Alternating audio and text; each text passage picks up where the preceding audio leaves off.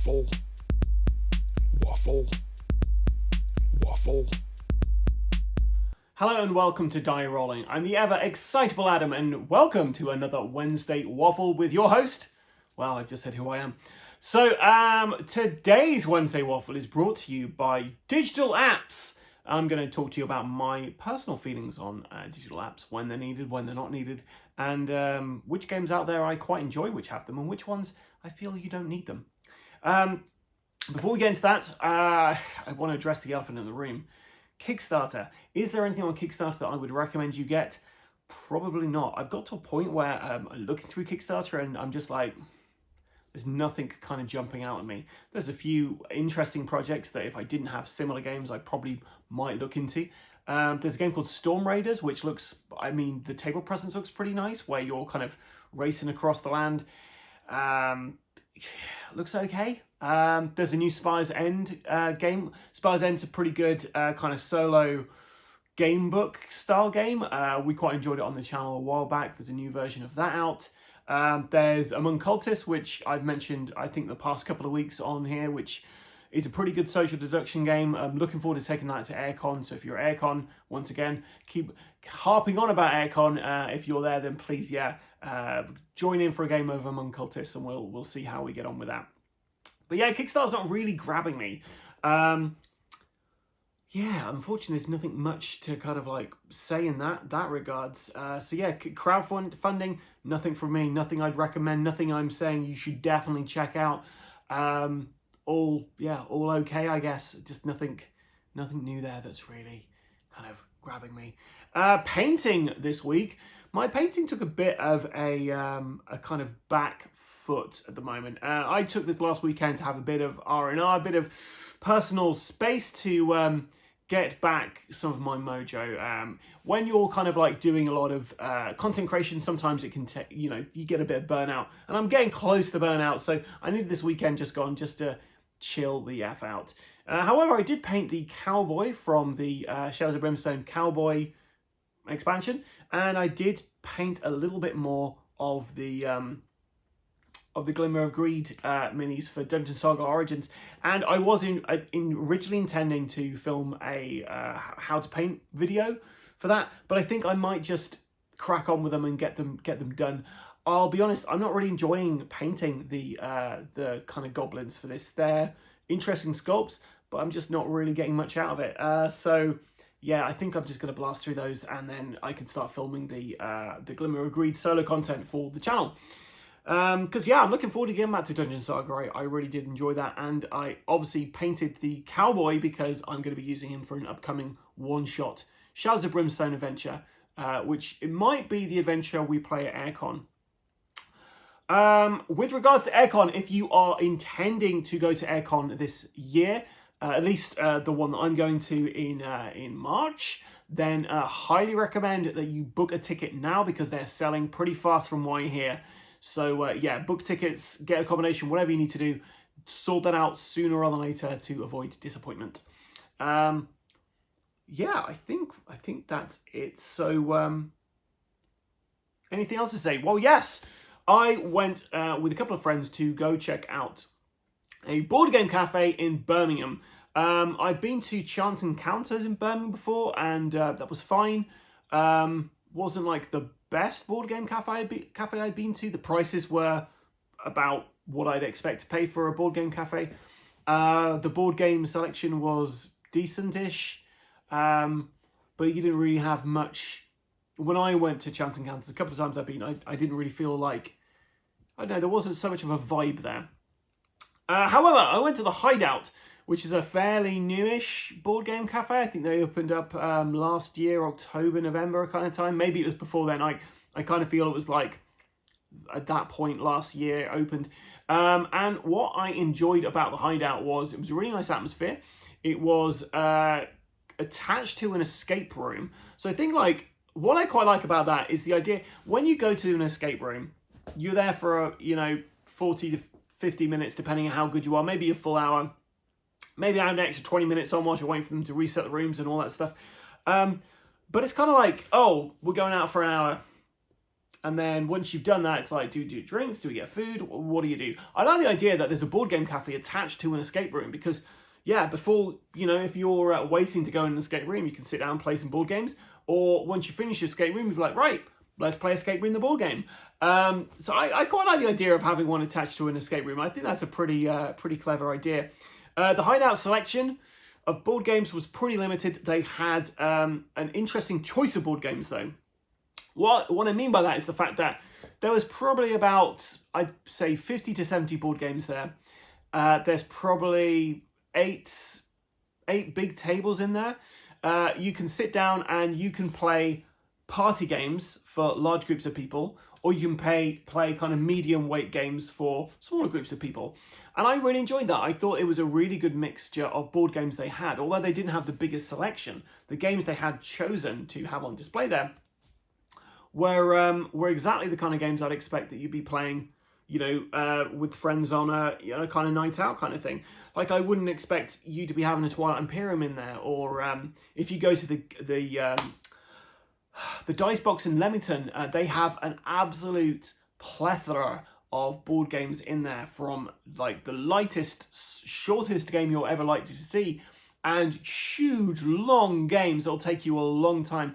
And I feel for the hideout, I feel like, yeah, medium weight games is the perfect kind of like level you need for that. You don't need to have any really heavy games in there. So yeah, great selection. The price was pretty good. For four of us to stay for like, I don't know, three hours maybe. We had drinks. It's about £18, about £36 I think it was in total. And it was the only problem is the heating. It got very cold in there. It is underneath a bridge, and I don't think you can really, that sounds bad. It looks like you're in a bit of a bunker when you go in there. But the heating is non-existent. It's got very cold in there. My partner was getting too cold to really enjoy herself in the end. So, yeah, that's the only downside. I would say definitely check out the hideout if you're in Birmingham. It was a really nice venue, friendly staff, and a decent selection of board games for what you're expecting to play there. Definitely a game to play, a place to take people who aren't really that exposed to modern board games. So you could definitely take family there, you could take friends there, introduce work colleagues to board games there. The games I chose to play, we did What Do You Meme, which we have the family edition here, and it's kind of getting to a point where we're like, it's funny, but we've seen the cards a couple of times now, even though you have a huge selection of cards. But we have the family edition. The family edition is pretty good because my kids absolutely enjoy it. They can get involved. It's fun. It's not too inappropriate. And the other version, though, What Do You Meme, is very inappropriate, very dirty, rude, blue kind of humor there. It's kind of like Cards Against Humanity, except you have a picture and you've got like cards which you're kind of coming up with a caption for the meme. And yeah, overall it's quite amusing, but it outstays its welcome in my mind. I always find with those type of games like Cards Against Humanity, you are crippled by the cards you have. If you're playing a game which has a bit of creativity in there, like Someone Has Died, for instance, you have some cards, but they are prompting you to come up with your own humorous kind of like situations or ideas. Whereas, games like Cards Against Humanity, they give you what they deem as funny, and depending on the group you're with, your humor levels might not match. So yeah, What Do You Mean? It's fine. It's an okay party game. The family edition's better, but we played What Do You Mean, and we also played Cult Express. Cult Express is chef's kiss, one of my favorite games. I absolutely love the idea of you're bandits on a train. The train is like a 3D train as well, made of 3D carriages and stuff. So you're basically going in the carriages, on the roofs, you're shooting each other, you're like punching each other, you're robbing each other, you're looting as much from the train as possible before the train comes into the station. There's a few expansions for it, and overall it's a pretty nasty take, that game, where you can you take two phases of the game. The first phase is the scheming phase, where you program your kind of move out. So you program like the 4 actions you're going to do in your turn.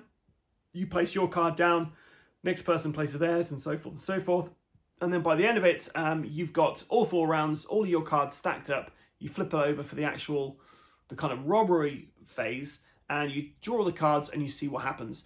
And depending on what card comes out, you can actually change what you're going to do on your turn. So if you've got a movement card, you can move, instead of moving 3 spaces, you can only move 1 or 2. And yeah, it's fun, but people can get really annoyed because someone might do something on their turn which totally ruins the rest of your go. So for instance, if you punch somebody, you can actually move them 1 space. And moving them 1 space means all the other cards they had put down, they didn't think they were going to be on that space. They thought they were going to be on the same space that they were on before you punched them. So it can really, really mess up their entire go. And I quite enjoy that. But yeah, Cult Express, great game to have at the Hideout. Great game to pick up and play generally. And yeah, just a really fun game. And now we're going to pause whilst I have a drink of water.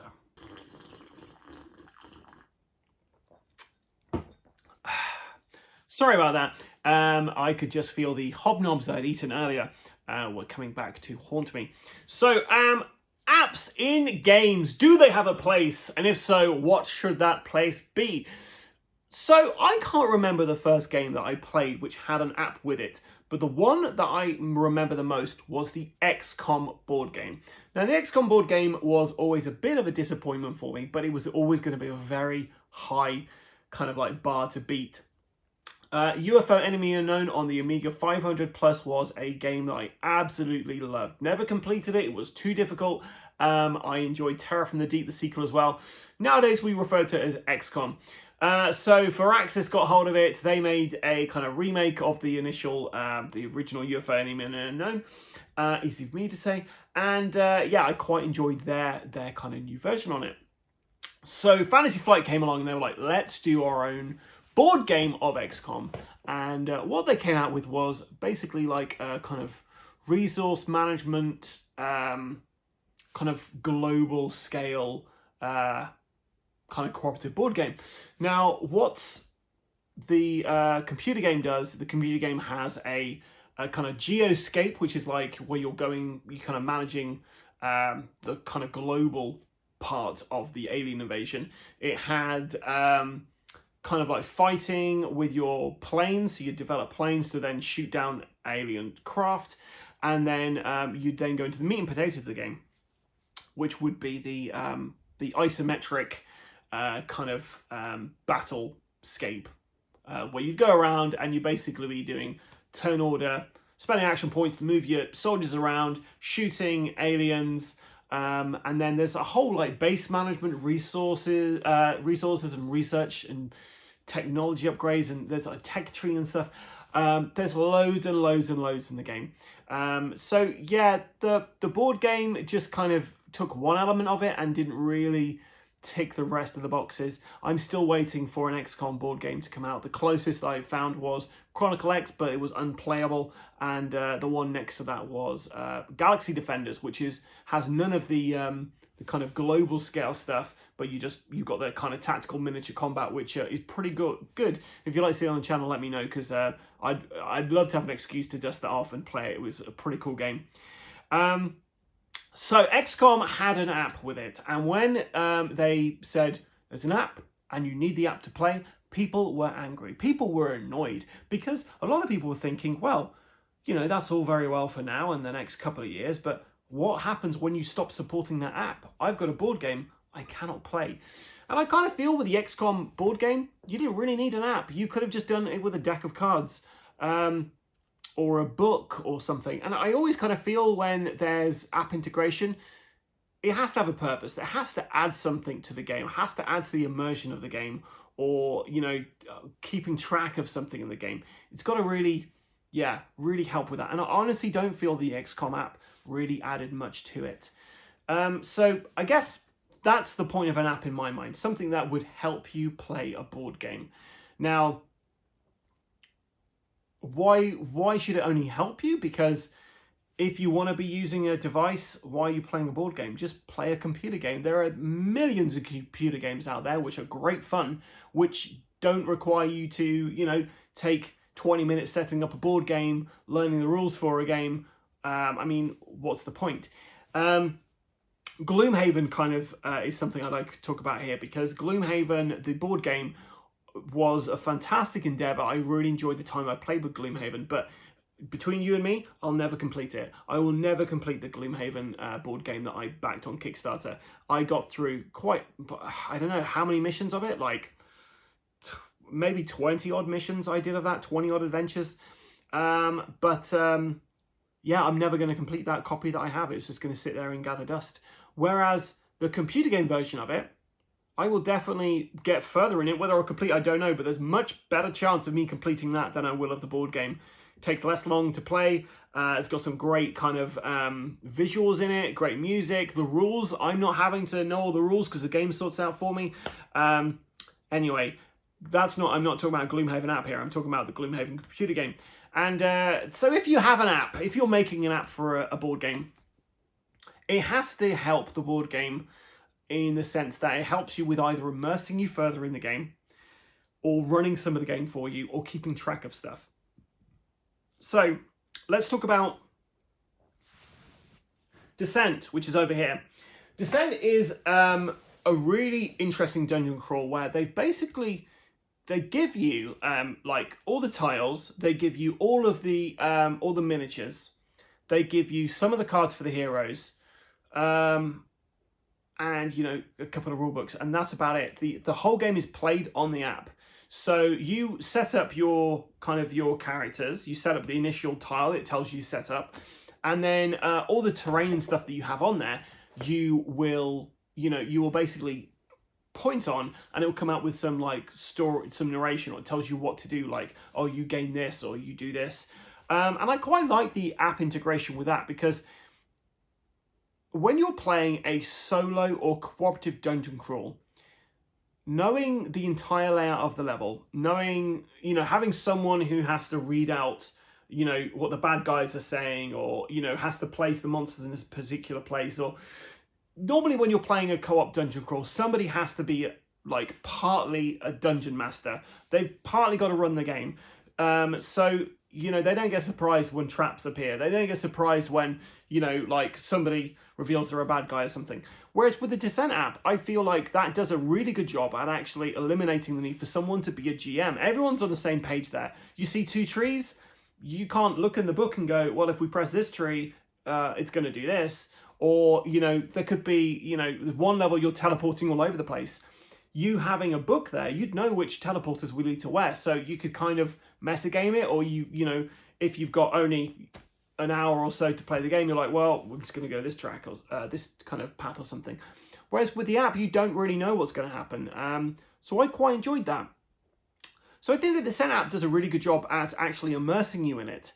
But you do spend a lot of the time using the app rather than playing the game, I guess. Like, you're rolling dice, you're moving stuff, you're checking the tablet, you're rolling dice, you're checking the tablet, and it's a good use of an app, I think. Like, if you're going to have an app supporting a board game, then you probably want to make sure that the app actually has a point, and it does all the kind of cinematics, it does tracks the bad guy's health and all that stuff. So I feel like it's a good kind of app to have for a board game. However, it costs quite a bit of money. I got it for a lot cheaper than it was out at. I think it was £60 I got it on a sale. But most of them cost £100 odd or £130. When it first came out, it was very expensive. And that, when there's an app, and I said previously about when XCOM came out, people were like, oh, what happens if the app isn't supported any longer? With that Descent 3rd edition, once the app is no longer available, you've just got cardboard and plastic, that's it. So I'm hopeful they'll keep that app for a long time, but who knows? And also, you've got to make sure the app is still available on later devices and stuff. I don't want to be that guy who downloads a copy of the Descent app onto a tablet, and then 10 years time it's not supported on any other tablet, so I have this old tablet knocking around my house just to play that game. So yeah, I don't know, that's always a bit of a worry. But if you're wanting an app in a game, that's a pretty good app to have. Let's talk about Oathsworn next. So Oathsworn has an app. I have played Oathsworn a couple of times now, the first chapter. And the app basically has a guy from Game of Thrones narrating everything for you. And before you can go on to the next page, there's little kind of prompts where you have to click into it and it says, this is what you need to do. It's a perfectly decent app. The only problem I have is the narration itself. So I have a bit of an issue with narrative board games anyway, in the sense that if someone has to be reading out, sitting there and reading a load of text for, I mean, that Oathsworn, the story element of it is basically choose your own adventure, where someone is going to have to read from a book. The app helps you with that, because I guess my problem with having someone reading from a book is it ruins the immersion in some ways. A lot of people sitting around, if you're playing solo, it's not so bad. But if you've got 2 or 3 people sitting around the table and they're waiting for you to narrate something, it can kind of drag a little bit. Yeah, I don't know. I really like immersive games, but I always feel when there's too much narration in there, it can kind of like take you out of it a little bit. So the Oathsworn one, you've got the guy from Game of Thrones basically reading out all of the dialogue for you, and that's fine, except it's the same voice the whole way through. It's not like he puts on a funny voice when there's like a lady talking, or he does different accents. From what I've heard anyway, it's the same.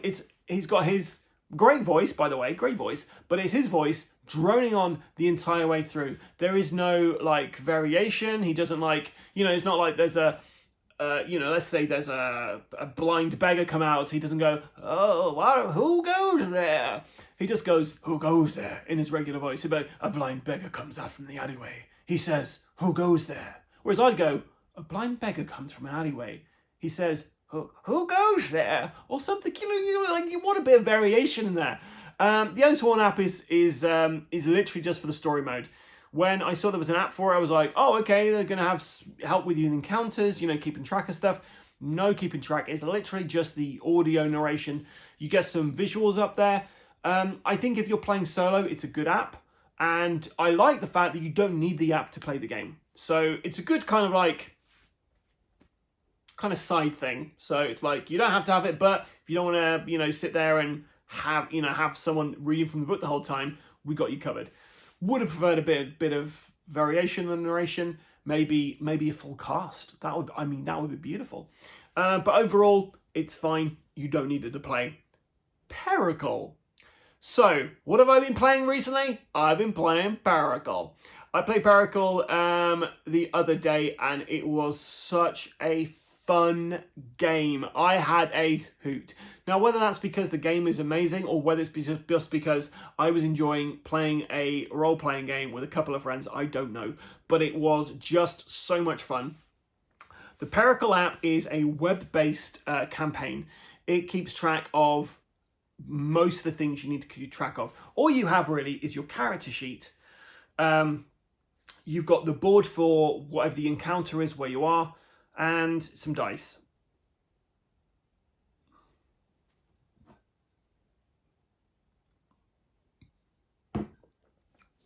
That's it. That's all you get.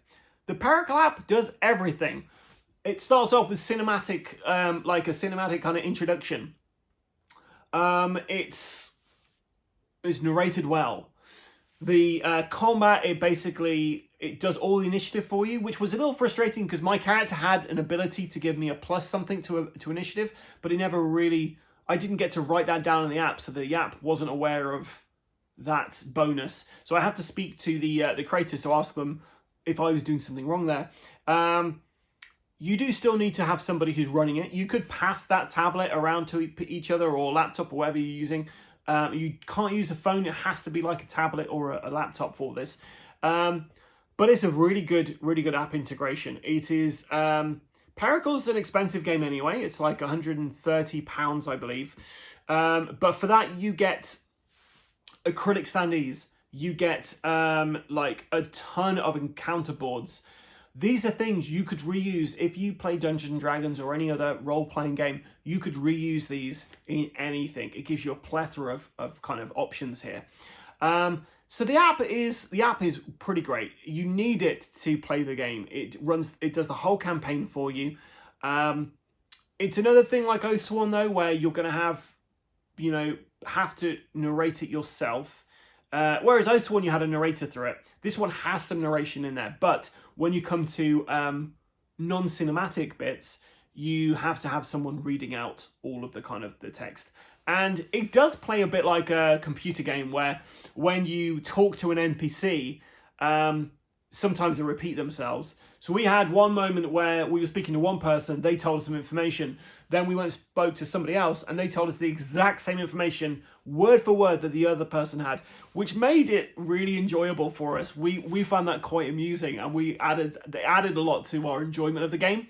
But yeah, the Paracle is a very interesting idea. They have gone, let's make an entire Dungeons and Dragons style kind of campaign. That's a bit, I'd say, more a role-playing campaign, because it's not really Dungeons and Dragons. There's elements of kind of fantasy in there at the moment, but at the moment it's very much like kind of ancient Rome, which is an interesting setting. So yeah, you basically got this kind of campaign, and then you've got all the kind of rules in front of you and stuff like that. And it's like an interesting mix. And what I like about it is the fact that they've got this huge campaign at the moment. They could drop another campaign. You could use some of the same elements, and also get new elements in. And yeah, it'd be fairly easy for them to do that. You could even create your own kind of adventures using the stuff you've got. But the app-wise, I think it's interesting. I hope it's something that they're going to support for a long, long time. And it's something which was quite exciting to play. You kind of had the immersion element of it. The narration, there wasn't too much narration to read through, and it was pretty clever at keeping track of all of the monsters kind of stuff. So you did have to do things like you had to kind of click to say if the enemy was disarmed. You'd have to click on that so that when it activated, it would know to it has a decision tree in the background. It basically decides what's going to happen. Do you need an app for that? No. Could you have done this without an app? Yes. There's plenty of board games out there which have got AI kind of like decision trees. Core Space, just off the top of my head, is one where it's like, right, you've got an enemy, you go through, they're at this point, what do? Can they see somebody? No, they go down this path. They're going to do that? No. And you go down, you have something at the end of that. But Paracle kind of, it takes that out of it for you. You don't need to worry about knowing what it does. It was pretty nice when we knocked somebody prone. It told us, oh, they crawl away, and you're like, oh, that's fantastic. They're not just saying, oh, they move 2 spaces. They're actually, saying, oh, they're crawling away. Or so yeah, the Paracle app, I think it's a really interesting game. And the Paracle app, if it didn't have an app, I think it would be like a good role-playing game maybe.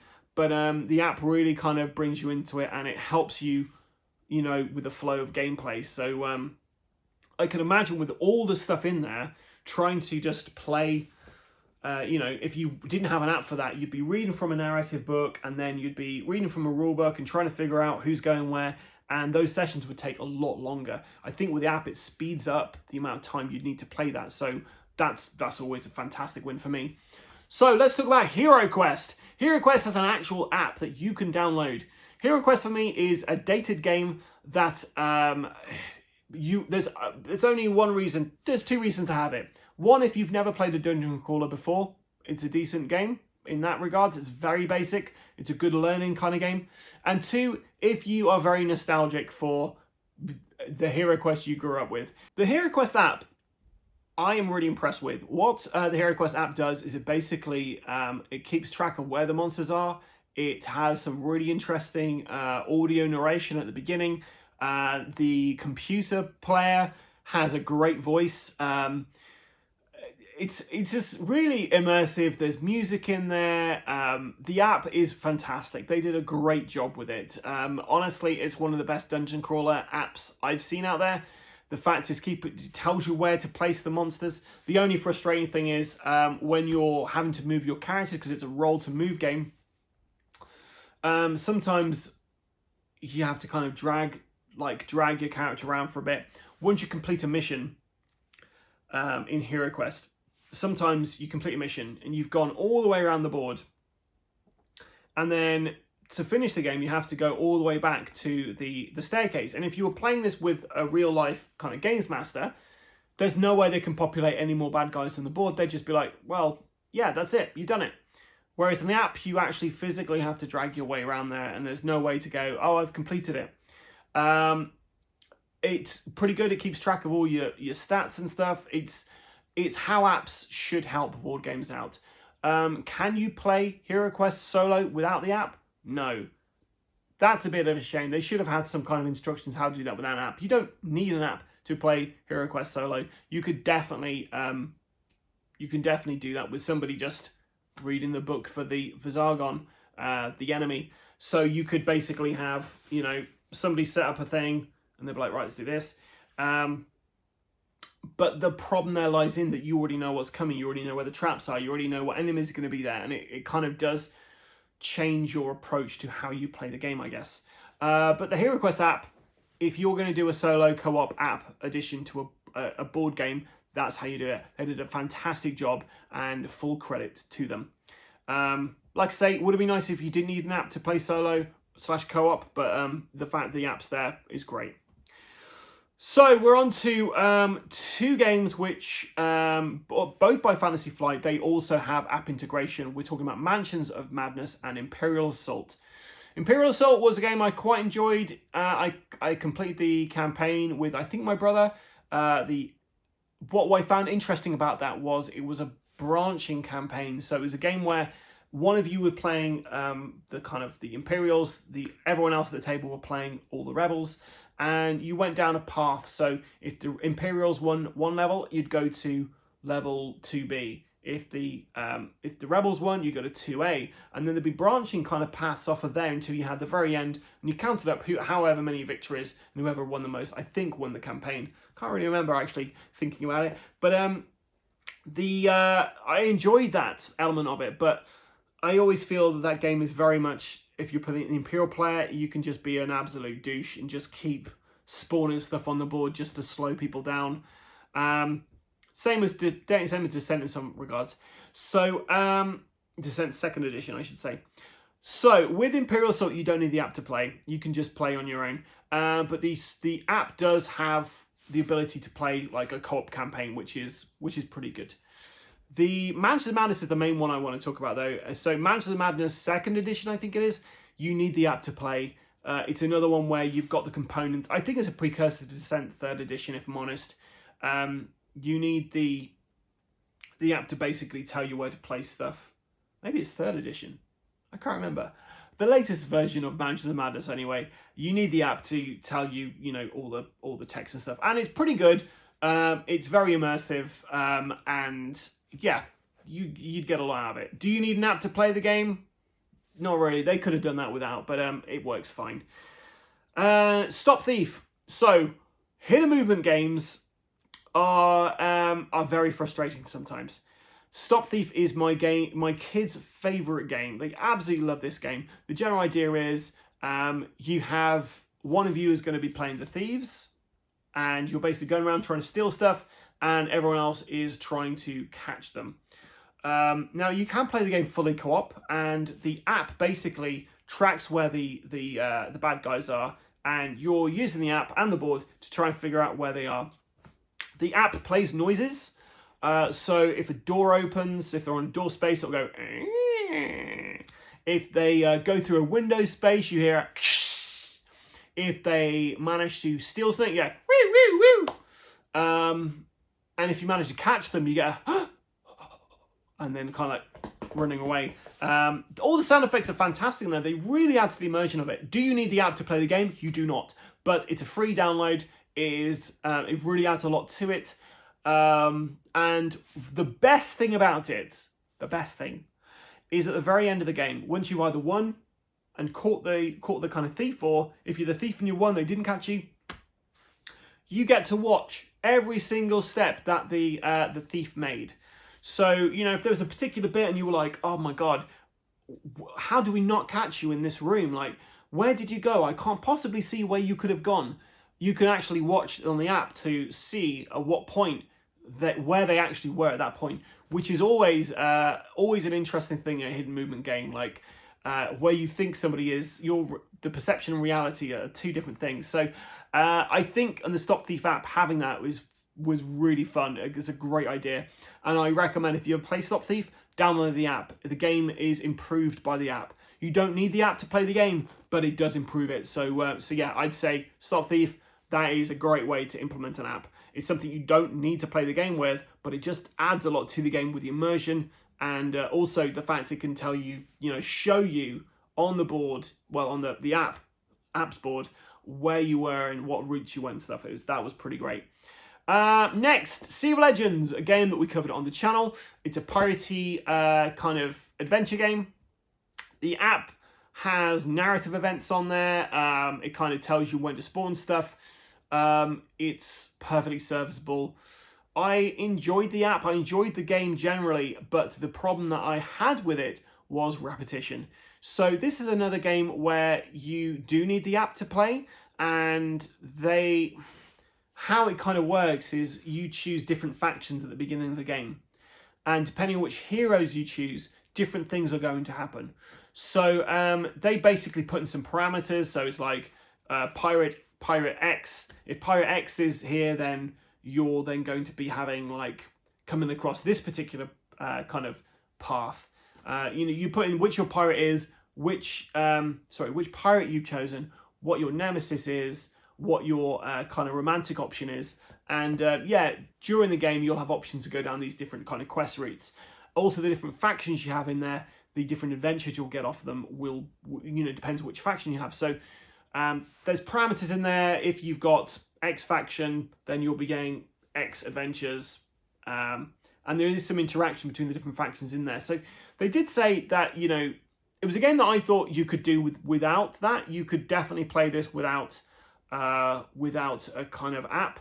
But they kind of came back and said, no, it's... there's no way you could do this without an app, because the amount of different options would be, would have to print out huge books or something.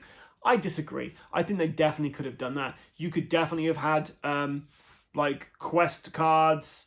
Loads of other board games do it. So Sea of Legends, you need the app to play. Doesn't really add much to it. It's fun when you play it to begin with, because if you play one game on there, it's pretty fun. It's fresh, and you're like, oh, this is pretty good. If you play a game straight away afterwards, or a day later, or 2 days later, you start to see the cracks. You start to see the repetition. There isn't enough difference between the different factions. There isn't enough difference in the adventures. And when we were playing, at least, there were quite a few errors in the actual app as well, saying, who we were. And a few times the app crashed, which, didn't save your progress. And it's like, great. That's we just wasted an hour. We don't know. We can't carry on. So Sea of Legends was all right, but not great. Finally, we're going to talk about an app that's not an official app for a game, and that's the Arkham Horror Living Card Game. I love the Arkham Horror Living Card Game. I have never won a single game of it, but a single campaign, but I have enjoyed my descent into madness. There's something about Arkham Horror I absolutely love. The idea of a cooperative game where the odds are really against you, and you can just kind of laugh at your misfortune as these characters descend into madness. And I love horror games, so it just really scratches the itch. There is a Arkham card database.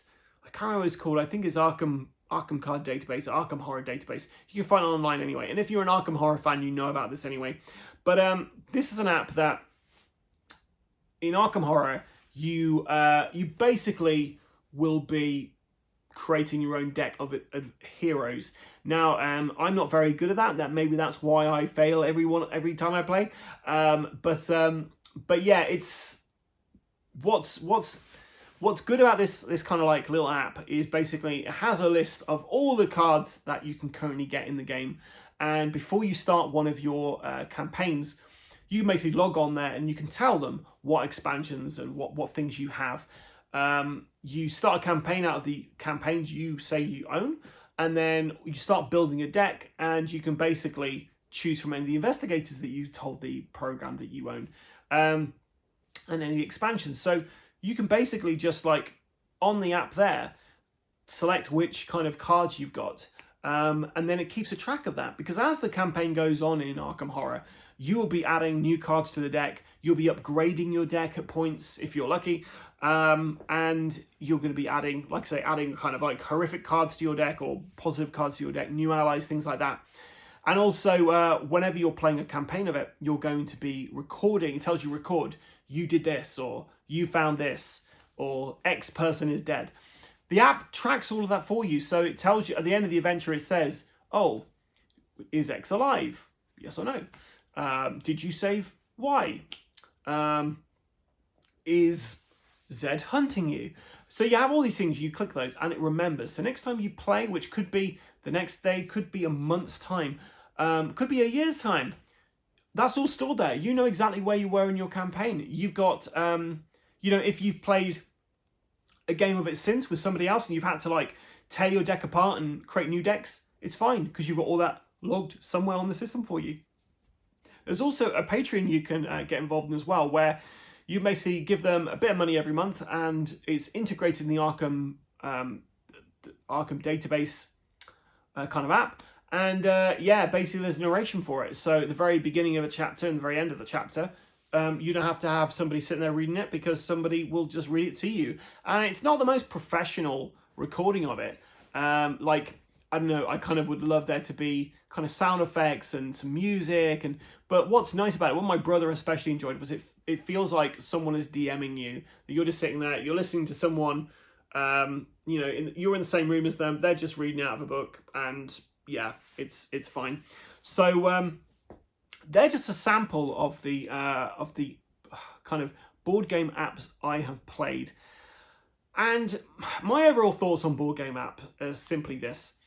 I think if they add to the game, great. If you need them to play the game, not so great. Because who knows what's going to happen in 10 years' time? Is that app still going to be there? Are you still going to be able to play your game, or are you going to have like just useless cardboard and plastic that you won't be able to move on to anyone because everyone knows you can't play that game anymore? Immersion is a very important thing for me in board games, and if anything takes you away from that, I don't really see the point in having that. I just realized, guys, I completely skipped Dungeon Saga Origins when I was talking through this. So I'll get to the Dungeon Saga Origins app in a second. But overall, I think if an app helps the gameplay, great. If you need it for the game, not so great. Although saying that, Paracle was fantastic. I really enjoyed that.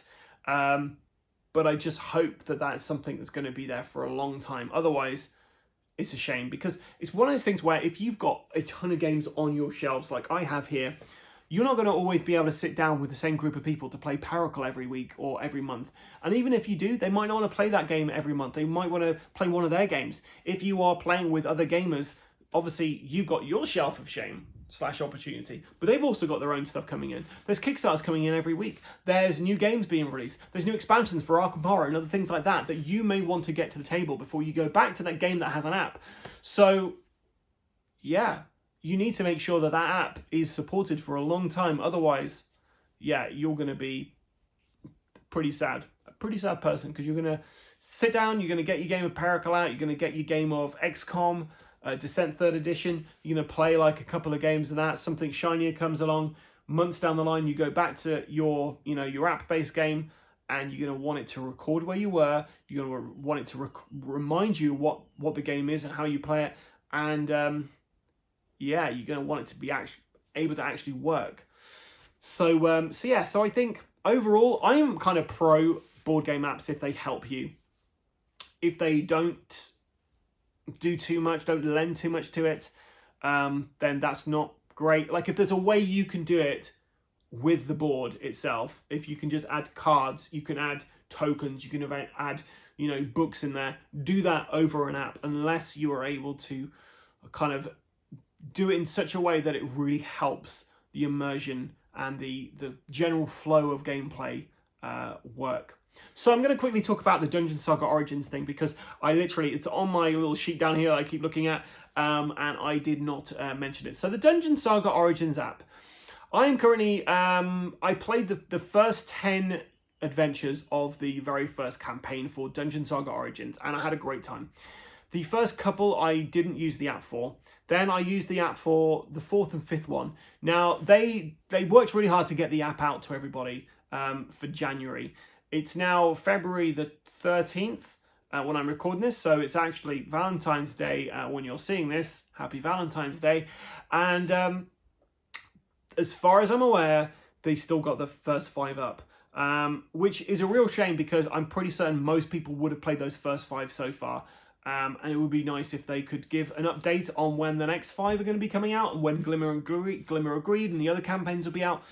Because if they're just releasing 5 every couple of months, that's fair enough, but it'd just be nice to have an update on it. The app itself. So I was comparing this to the HeroQuest app. The HeroQuest app has a lot of production value. It's an actual app you download, and it keeps track of the monsters. The Dungeon Saga Origins one is very different. It's a web-based app. It does store Remember Your Progress on there. It doesn't look as good. It's not as flashy. And sometimes on certain devices, it doesn't work so well either. However, it does speed up the gameplay. It just tells you where you initially put down the monsters. It doesn't track where they're going. It doesn't track your heroes at all on there. Yeah, I do like the speed. It really helps you speed up the game. The problem I have with the 5 levels at the moment is the 5th level, there is a boss in there. There's no way to know that that is a boss. There's an interesting mechanic around a rotating room. Has none of that. And I feel like some of the interesting ideas they put into that first campaign may be lost on the app if there is some limitations to the web-based app, which is a real shame because I'd like to see, if you're playing a game, I'd love to be able to play it as if someone is DMing it rather than I'm getting a watered-down experience of it, if that makes sense. A few kind of quibbles with the app as well. You don't know what the wandering monster is. Like I say, the boss on the 5th level, there was no way to know that was a boss. You are kind of having to read the rule book, as like the adventure book, as well as using the app, as well as moving stuff around the table. So the fact you're still having to support the app with reading the adventure book kind of takes away from the point of having the app, in my honest opinion. Saying that though, the app's fantastic. It's got some fantastic ideas in there. The fact you don't know until you click on a door, you don't know what enemies are behind the door. You don't know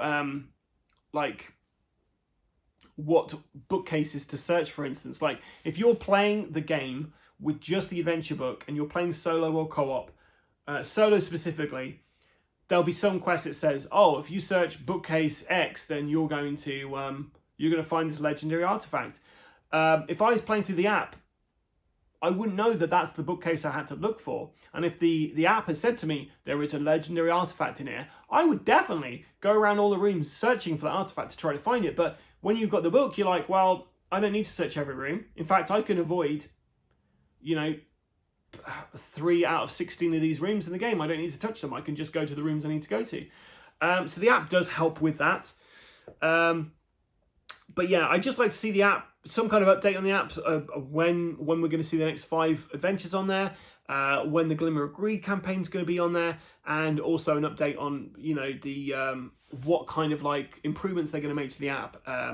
But overall, the Dungeon Saga Origins app, I think it's, although it may sound like I'm being really negative towards it, I think it's got some really good positives. I think it's really speeds up game. You don't need to have it to play the game, which has got that over HeroQuest. You need the app to play solo HeroQuest, whereas this you can play solo. But it is kind of like I say, you can metagame it. You can be like, well, there's no reason for me to go into these rooms.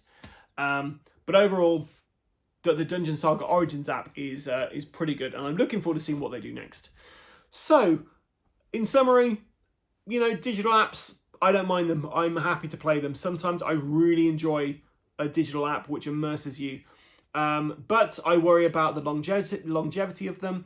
I worry about a lot of things, but longevity is one of those main things I worry about when you're thinking about a board game and whether it should have an app.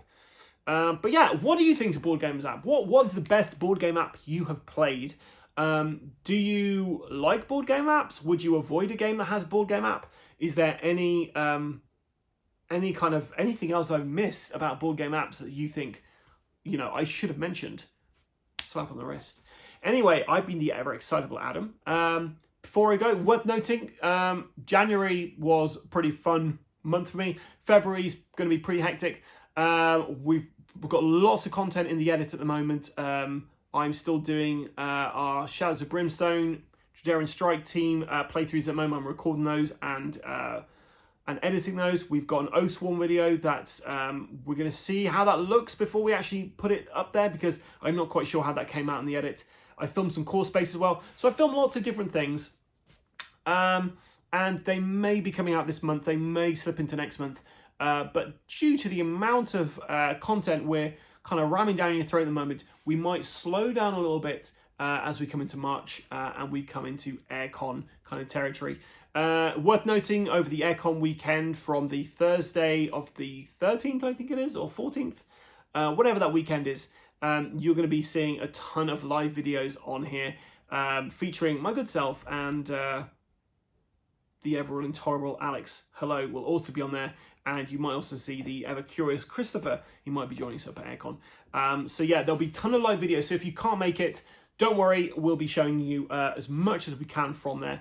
And the Shadows of Brimstone adventure that I'm running there, we may even film that for the channel, just because I think it'll be quite fun just playing with a bunch of you guys and getting you guys on the show.